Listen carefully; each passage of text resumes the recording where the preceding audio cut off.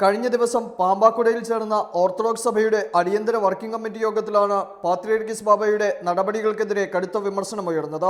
സഭാതർക്കത്തെ തുടർന്ന് പൂട്ടിക്കിടക്കുന്ന പള്ളികളിൽ ചിലതിൽ പാത്രിയർക്കീസ് പ്രവേശിച്ചത് സർക്കാരിന്റെ ഒത്താശയോടെയാണെന്നും ഓർത്തഡോക്സ് സഭ പറയുന്നു. ഇതിനിടെ ആഗമാന സുറിയാനി സഭയുടെ പാത്രിയർക്കീസ് ഇഗ്നാത്തിയോസ് അപ്രേം ദീദിയൻ ബാബയ്ക്കെതിരെ രൂക്ഷ വിമർശനങ്ങളുമായി ഓർത്തഡോക്സ് സഭയുടെ കാതോലിക്ക ബസേലിയോസ് മാർത്തോമ പൗലോസ് ദീദിയൻ ബാബ രംഗത്തെത്തി. ഇവിടെ കടന്നു വന്നിരിക്കുന്ന പരിശുദ്ധ പാത്രിയർക്കീസ് ബാബ തിരുമേനി ഇരട്ട മുഖമുള്ള വ്യക്തിത്വമാണെന്ന് കാണുന്നതിൽ ഞാൻ ഏറെ ദുഃഖിതനാണ്.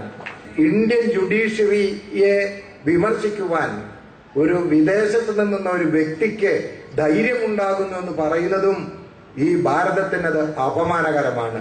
സഭാതർക്കം പരിഹരിക്കുവാനുള്ള സമാധാന ചർച്ചകളിൽ നിന്നും പിന്മാറാനാണ് ഓർത്തഡോക്സ് സഭയുടെ തീരുമാനം.